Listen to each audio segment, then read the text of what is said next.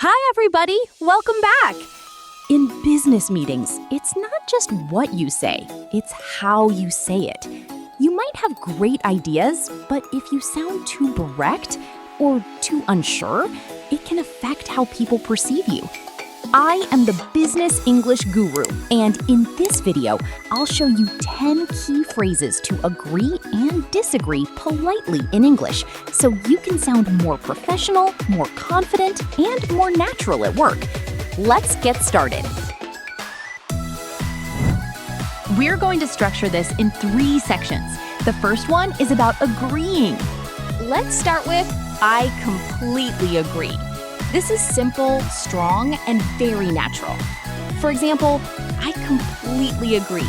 That approach will save us time. Or, I completely agree with your point about prioritizing the client. As a tip, use this when you want to show strong alignment. Secondly, that makes perfect sense. This sounds thoughtful and professional. For example, that makes perfect sense given the current budget constraints. Or, that makes perfect sense, especially from a long-term perspective. This is useful when reacting to someone's reasoning. Thirdly, I'm on the same page. This is very common in business English. For example, I'm on the same page. We should move forward with the plan. I think we're on the same page regarding the timeline. And the tip? Use it to show alignment in teams.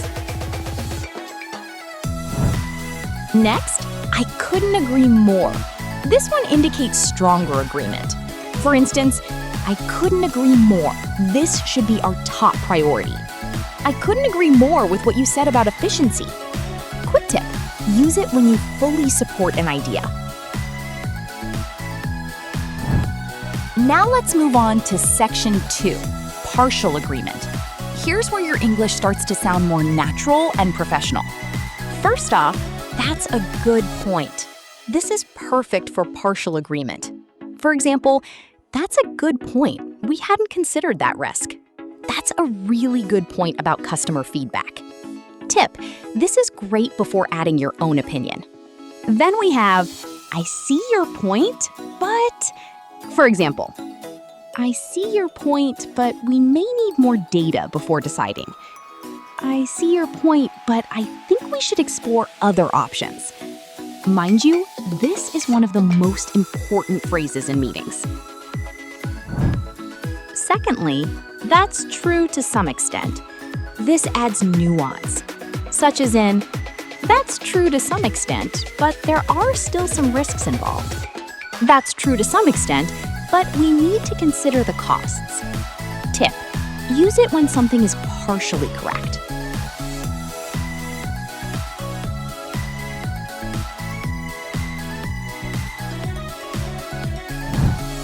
And here's section 3, disagreeing politely and professionally. Remember that you don't need to sound aggressive to disagree. I'm not sure I agree. This is soft and safe. For example, I'm not sure I agree. I think we should revisit the numbers.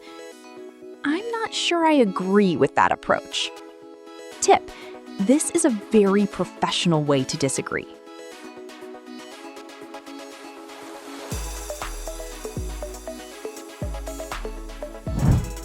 Next is, I see it differently. It's neutral and respectful. For example, I see it differently. We may need a more flexible strategy. I see it differently. I think the timeline is too tight. Tip, focus on perspective, not conflict. And last but not least, I'm not convinced that's the best option. This one is slightly stronger, but still polite. For example, I'm not convinced that's the best option given our current resources. I'm not convinced that's the best option in the long term. Tip, use this when you want to challenge an idea. So, for a quick recap, today we covered strong agreement, partial agreement, and polite disagreement. These strategies are essential if you want to sound natural in meetings. Which of these phrases do you use most often? And which one will you start using from now on? Let me know in the comments. Don't forget to download the free PDF in the comments to practice these phrases.